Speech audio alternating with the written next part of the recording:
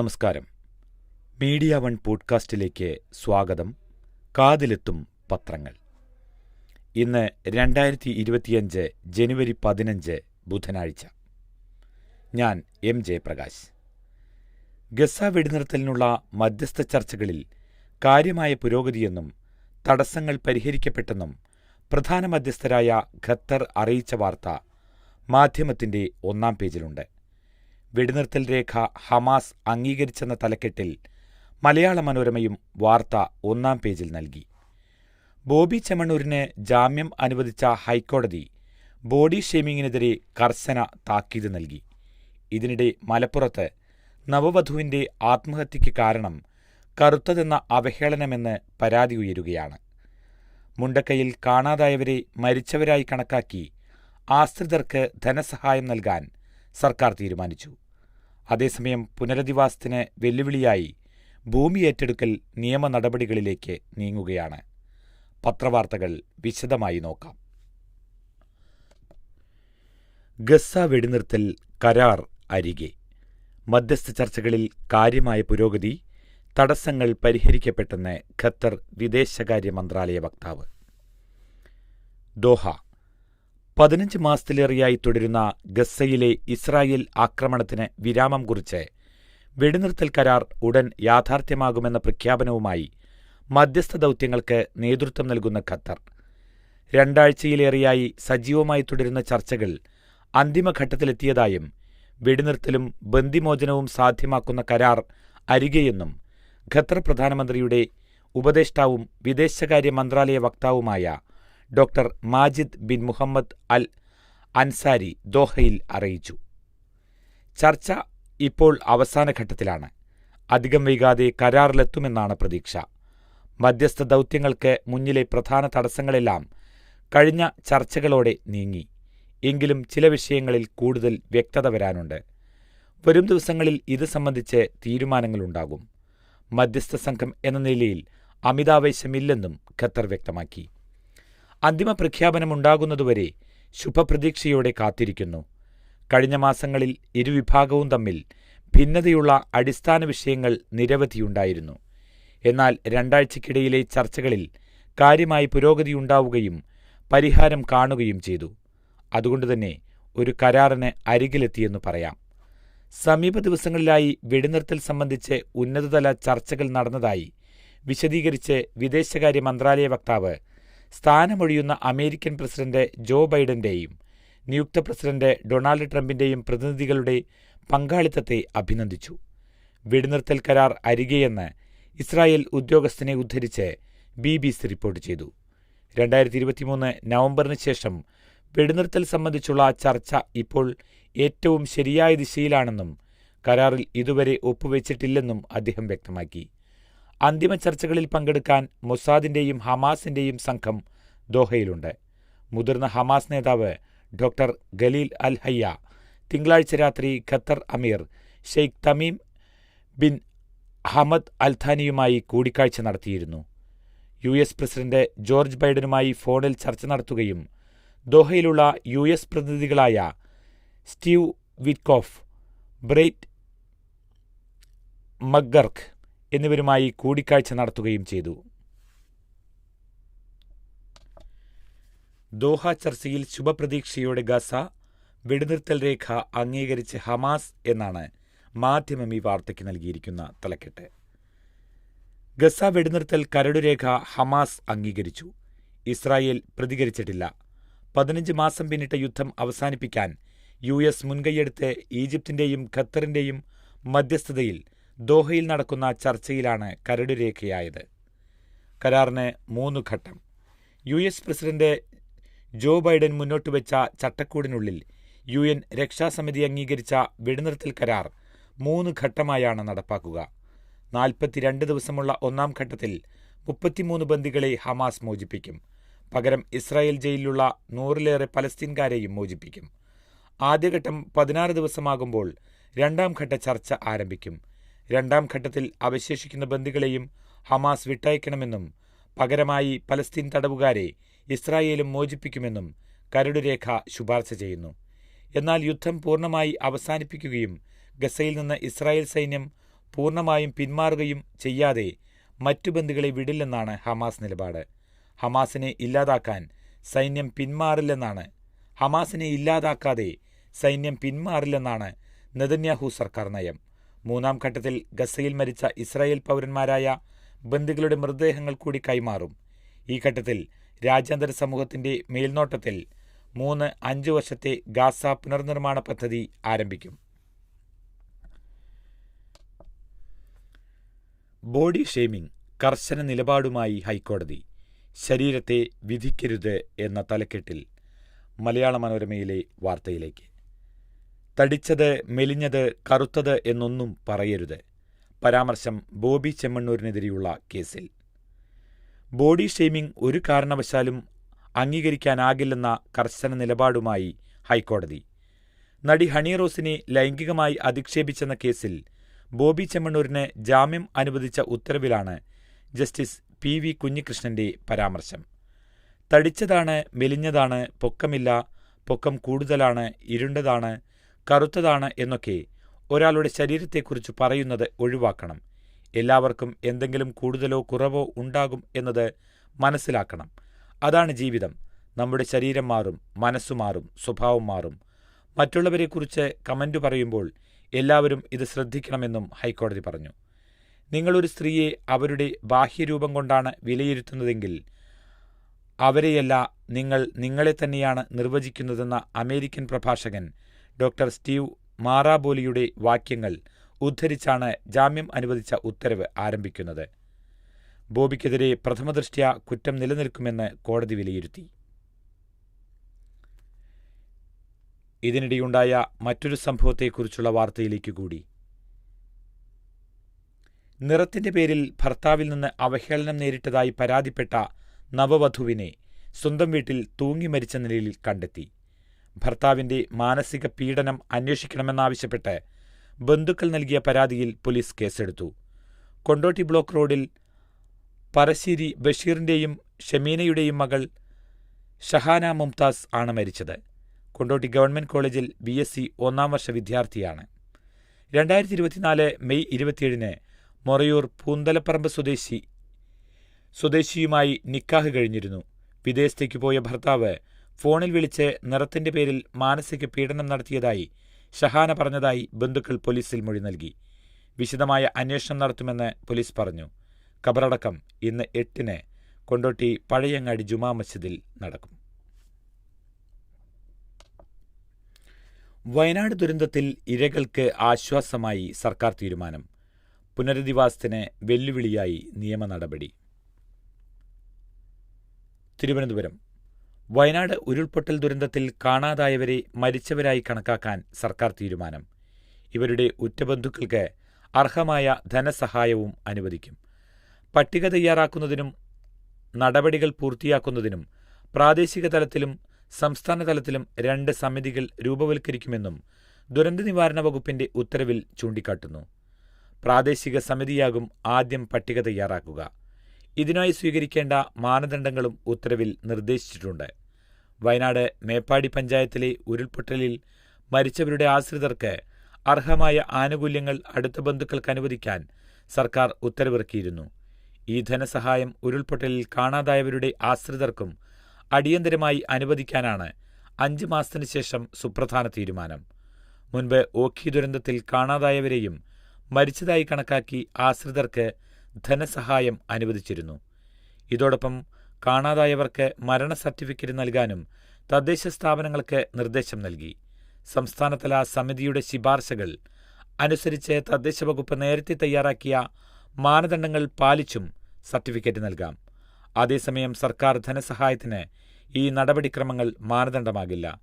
പ്രാദേശിക തലത്തിലെയും സംസ്ഥാന തലത്തിലെയും സമിതികൾ തയ്യാറാക്കുന്ന പട്ടികയാണ് ഇതിനായി അവലംബിക്കുക. സാധാരണ സിവിൽ മരണങ്ങളിൽ 7 വർഷം കഴിഞ്ഞാലേ മരണ സർട്ടിഫിക്കറ്റ് അനുവദിക്കൂ. എന്നാൽ ഓഖിയുടെ പ്രത്യേക സാഹചര്യത്തിൽ വ്യവസ്ഥകളിൽ ഇളവ് വരുത്തിയിരുന്നു.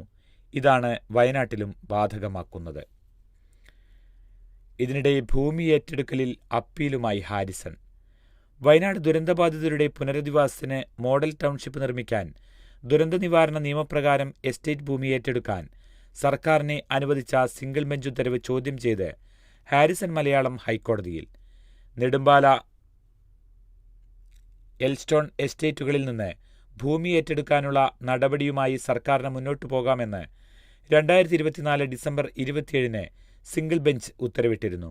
നെടുമ്പാല എസ്റ്റേറ്റിലെ 65.41 ഹെക്ടർ ഭൂമി ഏറ്റെടുക്കുന്നത് സംബന്ധിച്ച ഉത്തരവാണ് ഹാരിസൺ ചോദ്യം ചെയ്യുന്നത്. ദുരന്ത നിവാരണ നിയമപ്രകാരം സ്വകാര്യ ഭൂമി ഏറ്റെടുക്കാൻ അനുവദിച്ച സിംഗിൾ ബെഞ്ച് വിധി നിയമവിരുദ്ധമെന്നും റദ്ദാക്കണമെന്നുമാണ് ആവശ്യം. 2013 ഭൂമി ഏറ്റെടുക്കൽ നിയമപ്രകാരമേ സ്വകാര്യ ഭൂമി ഏറ്റെടുക്കാനാകൂ എന്നാണ് ഹാരിസന്റെ വാദം. അപ്പീൽ അടുത്ത ദിവസം ഡിവിഷൻ ബെഞ്ച് പരിഗണിക്കും.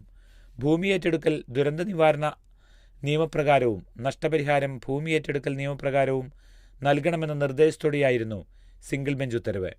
പുനരധിവാസത്തിന് സ്വകാര്യ ഭൂമി സ്ഥിരമായി ഏറ്റെടുക്കാൻ ദുരന്ത നിവാരണ നിയമത്തിൽ വ്യവസ്ഥയില്ലെന്നും താൽക്കാലികമായി ഏറ്റെടുക്കാൻ മാത്രമാണ് അധികാരമുള്ളതെന്നും അപ്പീലിൽ പറയുന്നു.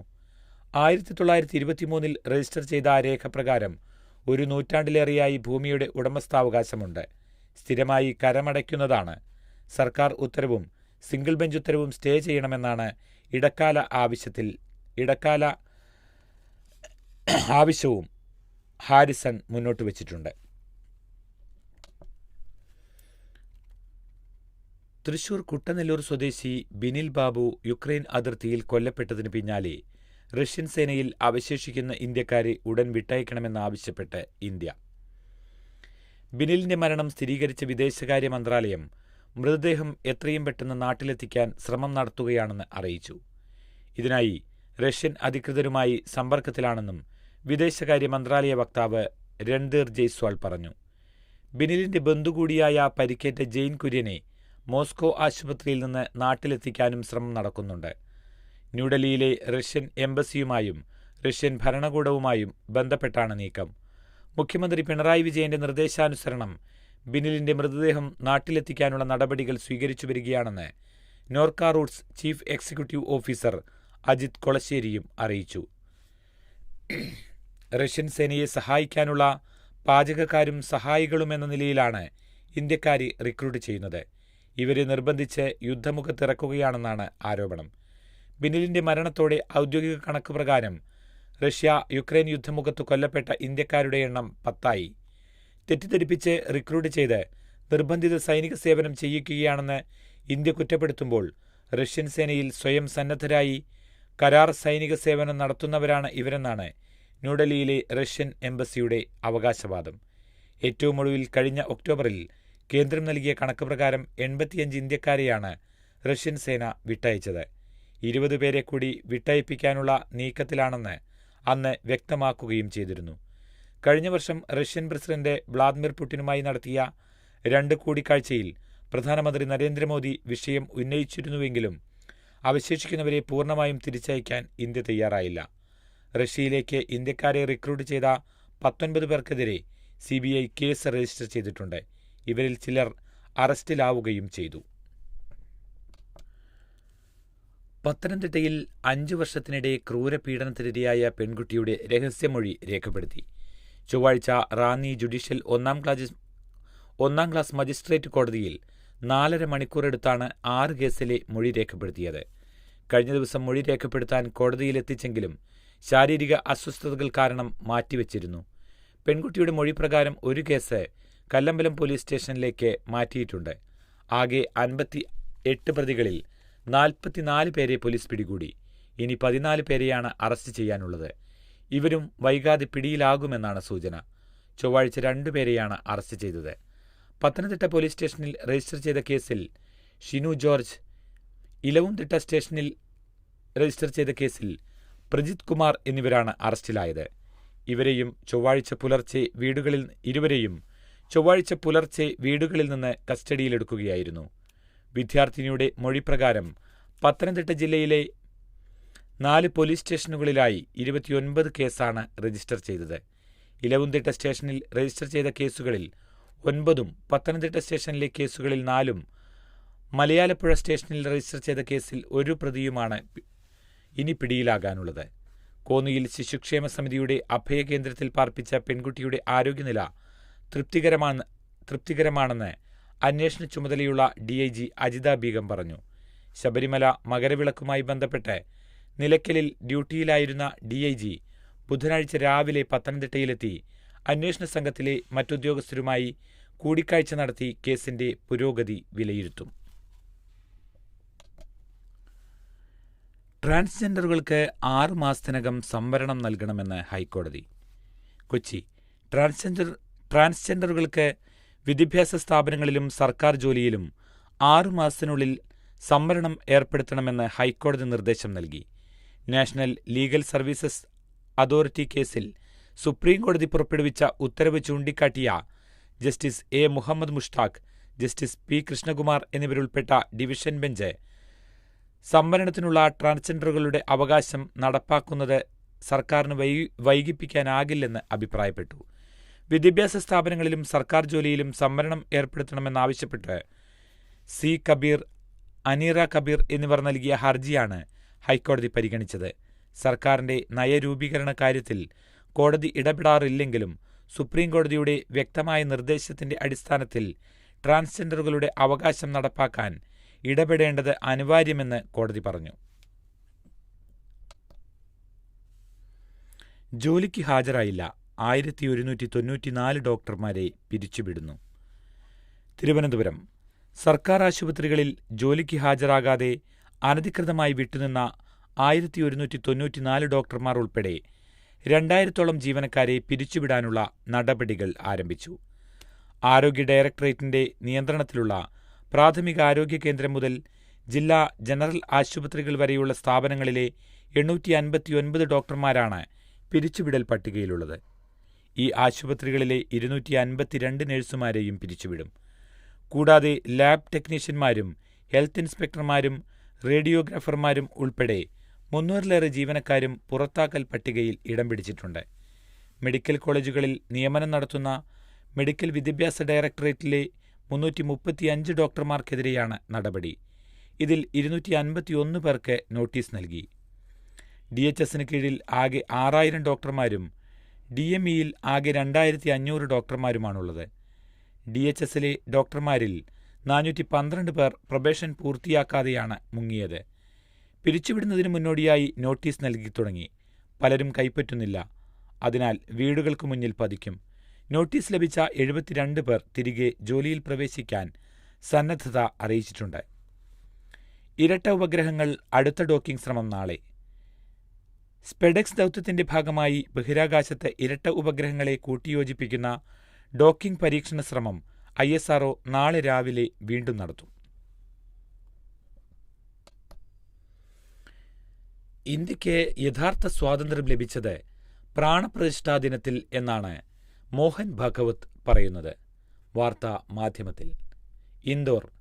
അയോധ്യയിലെ രാമക്ഷേത്രത്തിൽ പ്രാണപ്രതിഷ്ഠ നടത്തിയ ദിനത്തിലാണ് ഭാരതത്തിന് യഥാർത്ഥ സ്വാതന്ത്ര്യം ലഭിച്ചതെന്ന് RSS തലവൻ മോഹൻ ഭാഗവത്. ഇൻഡോറിൽ Ram Janmabhoomi Teerth Kshetra trust general secretary Champat റായ്ക്ക് നാഷണൽ ദേവി അഹല്യ പുരസ്കാരം സമ്മാനിച്ച് സംസാരിക്കുമ്പോഴാണ് വിവാദ പരാമർശം. 2024 ജനുവരി 22-നായിരുന്നു പ്രധാനമന്ത്രി നരേന്ദ്രമോദിയുടെ നേതൃത്വത്തിൽ രാമക്ഷേത്രത്തിൽ പ്രാണപ്രതിഷ്ഠ. പ്രാണപ്രതിഷ്ഠാ ദിനം പ്രതിഷ്ഠാ ദ്വാദശിയായി ആഘോഷിക്കണമെന്നും മോഹൻ ഭാഗവത് പറഞ്ഞു. നൂറ്റാണ്ടുകളായി ശത്രുക്കളുടെ ആക്രമണം നേരിട്ട് രാജ്യത്ത് സ്വാതന്ത്ര്യം സ്ഥാപിതമായത് പ്രതിഷ്ഠാദിനത്തിലാണ്. ആരെയും എതിർക്കാനല്ല, ഇന്ത്യയെ സ്വയം ഉണർത്താനും സ്വന്തം കാലിൽ നിൽക്കാനും ലോകത്തിന് വഴി കാണിക്കാനുമാണ് രാമക്ഷേത്ര പ്രസ്ഥാനം തുടങ്ങിയത്. പ്രതിഷ്ഠാദിനത്തിൽ യാതൊരു അപസ്വരവുമുണ്ടായില്ല.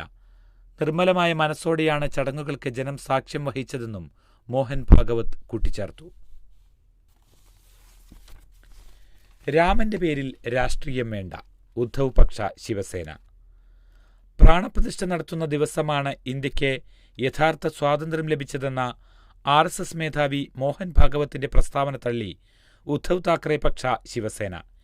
ഇന്ത്യക്ക് സ്വാതന്ത്ര്യം ലഭിച്ചത് പ്രാണപ്രതിഷ്ഠാ ദിനത്തിലെന്ന് പറയുന്നത് തെറ്റാണെന്നും രാമന്റെ പേരിൽ രാഷ്ട്രീയം കളിക്കരുതെന്നും പാർട്ടി വക്താവ് സഞ്ജയ് റൌത്ത് MP പറഞ്ഞു. ആദരിക്കപ്പെടുന്ന വ്യക്തിത്വമാണ് RSS മേധാവി. എന്നാൽ അദ്ദേഹം ഭരണഘടന ഉണ്ടാക്കിയ ആളോ ഭേദഗതി വരുത്തുന്ന ആളോ അല്ല. പ്രാണപ്രതിഷ്ഠ അഭിമാനകരമായ ഒന്നാണ്. അന്നാണ് യഥാർത്ഥ സ്വാതന്ത്ര്യം ലഭിച്ചതെന്ന് പറയുന്നത് ശരിയല്ല. 1000 വർഷങ്ങളായി രാംലല്ല രാജ്യത്തുണ്ടെന്നും റാവുത്ത് കൂട്ടിച്ചേർത്തു.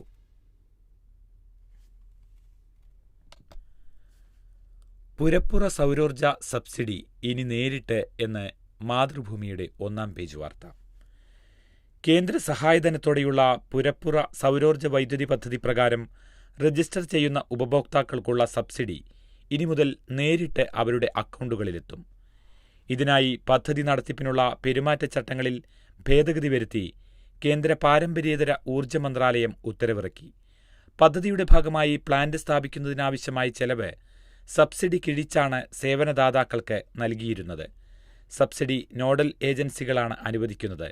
ഇതൊഴിവാക്കി സബ്സിഡി ഉപഭോക്താക്കൾക്ക് നേരിട്ട് ലഭ്യമാക്കാനാണ് തീരുമാനം. കേരളത്തിൽ KSEB ആണ് nodal agency. PM Suryaghar Muft Bijli Yojana പദ്ധതിക്കായുള്ള ദേശീയ പോർട്ടലിൽ രജിസ്റ്റർ ചെയ്ത് അംഗങ്ങളാകുന്നവർക്കാണ് കേന്ദ്ര സർക്കാരിന്റെ ആനുകൂല്യം. രജിസ്റ്റർ ചെയ്ത് അംഗങ്ങളാകുന്നവരുടെ രേഖകൾ പരിശോധിച്ച് നോഡൽ ഏജൻസി ഉറപ്പുവരുത്തി വേണം കേന്ദ്ര സർക്കാരിന് കൈമാറാൻ. നോഡൽ ഏജൻസികൾ വഴി സബ്സിഡി ലഭിക്കുന്നതിന് 3 മുതൽ 4 മാസം വരെ കാലതാമസം നേരിടുന്നുണ്ട്. ഇതൊഴിവാക്കാനാണ് ഉപഭോക്താക്കൾക്ക് നേരിട്ട് തുക അയക്കുന്ന സംവിധാനം കൊണ്ടുവരുന്നത്. ഇപ്രകാരം നൽകുമ്പോൾ സർവീസ് ചാർജും ഒഴിവായി കിട്ടും. പദ്ധതിയുടെ കോർപ്പസ് ഫണ്ടിലേക്ക് 100 കോടി രൂപ കേന്ദ്രം നീക്കിവച്ചിരുന്നു. ഇതിനു പുറമെ ഗ്രാന്റുകളും മറ്റുമായി വേറെയും തുകകൾ പദ്ധതി ചെലവിലേക്കായി വകയിരുത്തും. ഇതുവരെ 1.45 കോടി ഉപഭോക്താക്കൾ പദ്ധതിയുടെ ഭാഗമായിട്ടുണ്ട്. ഇതിൽ 6.34 ലക്ഷം പേർക്ക് പ്ലാന്റുകൾ സ്ഥാപിച്ചു നൽകി. 2026-27 വരെയാണ് പദ്ധതിയുടെ കാലാവധി. മൊത്തം 75,021 കോടിയാണ് പദ്ധതി ചെലവ് കണക്കാക്കുന്നത്. ISROയിൽ ഡോക്ടർ നാരായണൻ ചുമതലയേറ്റു. ISRO ചെയർമാനായി ഡോക്ടർ V. നാരായണൻ ചുമതലയേറ്റു. തിരുവനന്തപുരം വിക്രം സാരാഭായ് സ്പേസ് സെന്ററിൽ നടന്ന ചടങ്ങിൽ ബഹിരാകാശ വകുപ്പ് സെക്രട്ടറി, ബഹിരാകാശ കമ്മീഷൻ ചെയർമാൻ എന്നീ ചുമതലകളും സ്ഥാനമൊഴിയുന്ന ഡോക്ടർ S. സോമനാഥ് കൈമാറി. നാഗർകോവിൽ സ്വദേശിയായ നാരായണൻ ബുധനാഴ്ച ബാംഗ്ലൂരു ISRO ആസ്ഥാനത്തെത്തും. തൃണമൂലിന്റെ മുന്നണി പ്രവേശം തണുപ്പൻ മട്ടിൽ UDF. തൃണമൂൽ കോൺഗ്രസ് വഴി PV അൻവർ UDFിലേക്ക് വരുന്നതിൽ UDFിന് അമിതാവേശമില്ല. CPMുമായി നേരിട്ട് ഏറ്റുമുട്ടുന്ന ദേശീയ കക്ഷിയെന്ന നിലയിലാണ് അൻവർ തൃണമൂലിൽ അഭയം തേടിയത്. ഇന്ത്യ മുന്നണിയിലെ കക്ഷിയെന്നത് UDFിലേക്കുള്ള പാലമായും കണ്ടു. അൻവർ CPMിൽ നിന്ന് തെറ്റിപ്പിരിഞ്ഞതോടെ തങ്ങൾ പതിറ്റാണ്ടുകൾ ജയിച്ചുപോന്ന നിലമ്പൂർ പിടിക്കാനാകുമെന്നാണ് UDFിന്റെ കണക്കുകൂട്ടൽ. ദീർഘദൃഷ്ടിയില്ലാതെയുള്ള അൻവറിന്റെ നിലപാടുകളും പ്രസ്താവനകളും ഭാവിയിൽ ബുദ്ധിമുട്ടാകുമെന്ന ആശങ്കയും UDFിലുണ്ട്. കോൺഗ്രസ് തീരുമാനമെടുക്കട്ടെ എന്ന തന്ത്രപരമായ നിലപാടിലാണ് മുസ്ലിം ലീഗ്. അൻവർ UDFിലെത്തിയാൽ സീറ്റ് കണ്ടെത്തേണ്ട ചുമതലയും കോൺഗ്രസിനെന്ന നിലപാടും ലീഗിനുണ്ട്. ദേശീയ പാർട്ടികളിലെത്തി പുറത്തായി.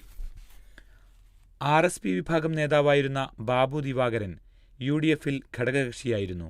എന്നാൽ ദേശീയ തലത്തിൽ മുലായം സിംഗിന്റെ SP കോൺഗ്രസുമായി സഖ്യത്തിലായപ്പോൾ ബാബു ദിവാകരൻ SPയിൽ ചേർന്നു. ഇതോടെ അദ്ദേഹം UDFിൽ നിന്ന് പുറത്തായി. SP UDFിൽ അംഗമല്ലെന്നതായിരുന്നു കാരണം. ജനതാദളിൽ നിന്ന് തെറ്റിപ്പിരിഞ്ഞ ജോൺ വിഭാഗത്തെ UDF ഘടകകക്ഷിയായി നിലനിർത്തിയിരുന്നു. ഇടയ്ക്ക് അദ്ദേഹം RJDയിൽ ചേർന്നു. അതോടെയാണ് ജോണും UDFിൽ നിന്ന് പുറത്തായത്. RJD മുന്നണിയിലില്ലെന്നതായിരുന്നു കാരണം. തൃണമൂൽ ദേശീയ തലത്തിൽ പ്രവർത്തിക്കുന്ന പാർട്ടിയായതിനാൽ കോൺഗ്രസ് ദേശീയ നേതൃത്വത്തിന്റെ അനുമതിയോടെയേ ഇക്കാര്യത്തിൽ തീരുമാനമുണ്ടാകാൻ സാധ്യതയുള്ളൂ. കേരളത്തിൽ മമത നേരത്തെയും കണ്ണിട്ടു. മുഖ്യമന്ത്രിയാകും മുൻപ് നന്ദിഗ്രാം കുടിയൊഴിപ്പിക്കലിനെതിരെ സമരം നയിക്കുന്ന കാലത്ത് തന്നെ കേരളത്തിൽ വേരോട്ടമുണ്ടാക്കാൻ മമതാ ബാനർജി ചരടുവലികൾ നടത്തിയിരുന്നു. സമരത്തിലെ രക്തസാക്ഷികളുടെ ബന്ധുക്കളുമായി CMPയുടെ ക്ഷണപ്രകാരം മമത തിരുവനന്തപുരത്തെത്തി. സ്റ്റാച്യുവിൽ നിന്ന് പാളയം രക്തസാക്ഷി മണ്ഡപത്തിലേക്ക് മമത നയിച്ച ജാഥയിൽ MV രാഘവനും CP ജോണും പങ്കാളികളായി. CMPയെ തൃണമൂലിൽ ചേരാൻ ക്ഷണിച്ചു. എന്നാൽ മമതയുടേത് ജനാധിപത്യ പാർട്ടിയും CMP ഇടതുപക്ഷ പാർട്ടിയുമെന്നതും ചൂണ്ടിക്കാണിച്ച് MVR ക്ഷണം നിരസിക്കുകയായിരുന്നു.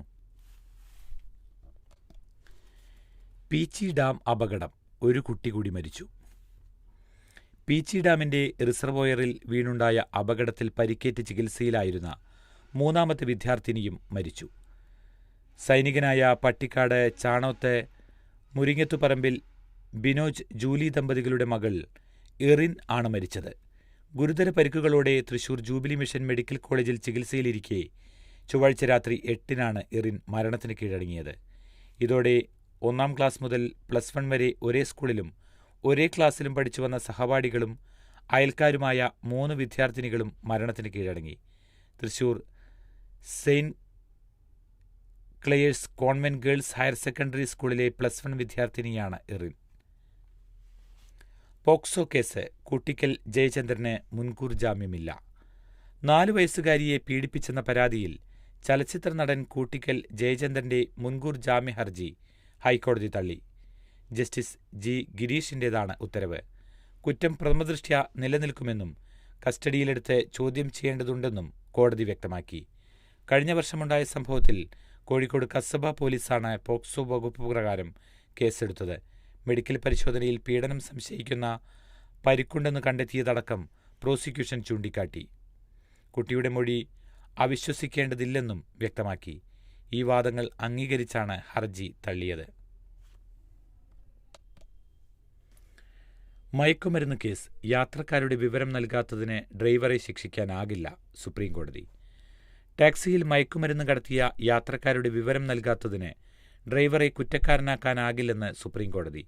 യാത്രക്കാരുടെ വിവരങ്ങൾ ഡ്രൈവർക്ക് അറിഞ്ഞുകൊള്ളണമെന്നില്ലെന്ന് ജസ്റ്റിസ് പങ്കജ് മിത്തൽ അധ്യക്ഷനായ ബെഞ്ച് പറഞ്ഞു. ടാക്സിയിൽ 20 കിലോ കഞ്ചാവ് കടത്തിയ കർണാടകത്തിലെ കേസിൽ ഡ്രൈവറെ വെറുതെ വിട്ടുകൊണ്ടുള്ള വിധിയിലാണ് സുപ്രീംകോടതി ഇക്കാര്യം വ്യക്തമാക്കിയത്. കഞ്ചാവ് കടത്തുകയായിരുന്ന ടാക്സി കാർ പരിശോധനയ്ക്കായി പോലീസ് തടഞ്ഞപ്പോൾ അതിലുണ്ടായിരുന്ന 2 യാത്രക്കാർ രക്ഷപ്പെട്ടു. യാത്രക്കാരുടെ വിവരം നൽകിയില്ലെന്ന കാരണത്താൽ മാത്രം ഡ്രൈവറെ വിചാരണ കോടതി 10 വർഷം കഠിന തടവിന് ശിക്ഷിച്ചു. ഹൈക്കോടതിയും ശിക്ഷ ശരിവെച്ചതിനെതിരെ പ്രതിയായ ഡ്രൈവർ സുപ്രീംകോടതിയെ സമീപിക്കുകയായിരുന്നു. ഡ്രൈവർക്ക് കാറിലുണ്ടായിരുന്ന കഞ്ചാവുമായി ബന്ധമുണ്ടെന്ന് തെളിയിക്കുന്നതിൽ പ്രോസിക്യൂഷൻ പരാജയപ്പെട്ടെന്ന് സുപ്രീംകോടതി പറഞ്ഞു. സമസ്ത ലീഗ് സമവായ നീക്കം പാളി. വാർത്ത മാതൃഭൂമിയിൽ. സമസ്തയിലെ ഒരു വിഭാഗവും മുസ്ലിം ലീഗുമായുള്ള പ്രശ്നങ്ങൾ പരിഹരിക്കാനുള്ള സമവായ നീക്കം പാളി. ലീഗ് സംസ്ഥാന പ്രസിഡന്റ് പാണക്കാട് സാദിഖ് അലി ശിഹാബ് തങ്ങളുമായുള്ള പ്രശ്നങ്ങൾ പരിഹരിച്ചതായി തിങ്കളാഴ്ച സംസ്ഥാന നേതാക്കളായ ഉമർ ഫൈസി മുക്കവും അബ്ദുൽ ഹമീദ് ഫൈസി അമ്പലക്കടവും പറഞ്ഞിരുന്നു. എന്നാൽ ഇവർ ചർച്ചയിലെ ധാരണ ലംഘിച്ചതായി സാദിഖ് അലി തങ്ങളും PK കുഞ്ഞാലിക്കുട്ടിയും ചൊവ്വാഴ്ച വൈകിട്ട് തുറന്നടിച്ചു. സമസ്തയും ലീഗും തമ്മിലുള്ള എല്ലാ പ്രശ്നങ്ങളും പരിഹരിച്ചില്ലെന്നും അതൊക്കെ പരിഹരിക്കുമെന്നും സമസ്താധ്യക്ഷൻ ജിഫ്രി മുത്തിക്കോയ് തങ്ങളും പറഞ്ഞു. സമസ്തയിലെ ലീഗ് വിരുദ്ധ വിഭാഗമായി അറിയപ്പെടുന്ന ഉമർ ഫൈസിയും ഹമീദ് ഫൈസിയുമടക്കം 5 നേതാക്കൾ തിങ്കളാഴ്ച ജിഫ്രി തങ്ങളുടെ സാന്നിധ്യത്തിലാണ് സാദിഖ് അലി തങ്ങളുടെ വീട്ടിലെത്തി ചർച്ച നടത്തിയത്. ഇവരുടെ പരാമർശങ്ങളിൽ സാദിഖ് അലി തങ്ങൾക്കുണ്ടായ പ്രയാസത്തിൽ ഖേദം പ്രകടിപ്പിക്കുകയും ചെയ്തു. എന്നാൽ തുടർന്ന് നടത്തിയ പത്രസമ്മേളനത്തിൽ ഇവർ ചർച്ചയിൽ സംസാരിച്ചതിനോട് നീതി പുലർത്തിയില്ലെന്ന് സാദിഖ് അലി തങ്ങൾ പറഞ്ഞു. പ്രസംഗത്തിലടക്കം തനിക്കെതിരെ നടത്തിയ പരാമർശങ്ങൾക്ക് ഖേദം പ്രകടിപ്പിച്ചപ്പോൾ അത് പൊതുസമൂഹത്തോട് തുറന്നു പറയാനാണ് നിർദ്ദേശിച്ചത്. അത് അംഗീകരിച്ചെങ്കിലും ആ രീതിയിലുള്ള സംസാരമല്ല തുടർന്നുണ്ടായത്. എല്ലാ പ്രശ്നങ്ങളും തീർന്നുവെന്ന് പറഞ്ഞെങ്കിലും അവരുടെ സംസാരത്തിൽ ആ വ്യക്തത ഉണ്ടായില്ലെന്നും സാദിഖ് അലി തങ്ങൾ കൂട്ടിച്ചേർത്തു. അടുത്ത കാലത്ത് നടത്തിയ പ്രസ്താവനകളിൽ സാദിഖ് അലി തങ്ങളോട് ഖേദം പ്രകടിപ്പിക്കാനാണ് ആ നേതാക്കൾ വന്നതെന്ന് കുഞ്ഞാലിക്കുട്ടി പറഞ്ഞു. ഇക്കാര്യം പരസ്യമായി പറയാമെന്ന ധാരണയിലാണ് മടങ്ങിയത്. എന്നാൽ ഖേദം പ്രകടിപ്പിച്ച കാര്യം പരസ്യമായി പറഞ്ഞില്ല. വസ്തുതാപരമായി ഈ വിവരം അറിയിക്കേണ്ടി വന്നതിനാലാണ് പ്രതികരിക്കുന്നത്. ഇക്കാര്യം ജിഫ്രി തങ്ങളെയും അറിയിച്ചതായി കുഞ്ഞാലിക്കുട്ടി വ്യക്തമാക്കി. എല്ലാ പ്രശ്നവും പരിഹരിച്ചില്ലെന്ന് ഉമർ ഫൈസി മുക്കം ചൊവ്വാഴ്ച മാധ്യമങ്ങളോട് പറഞ്ഞു. സാദിഖ് അലി തങ്ങളുമായി ഉണ്ടായ പ്രശ്നങ്ങളാണ് ചർച്ച ചെയ്തത്. ഉണ്ടായ തെറ്റിദ്ധാരണകൾ ചർച്ചയിൽ ബോധ്യപ്പെടുത്തി. ആരോടും ഖേദം പറയേണ്ട ആവശ്യമില്ല. മാപ്പ് പറഞ്ഞിട്ടില്ല. മാപ്പ് അള്ളാഹുവിനോട് മാത്രമേ പറയൂവെന്നും ഉമർ ഫൈസി കൂട്ടിച്ചേർത്തു. ഇതോടെ ഇന്നത്തെ കാതിലെത്തും പത്രങ്ങൾ സമാപിക്കുകയാണ്. ഇനി നാളെ. നന്ദി, നമസ്കാരം.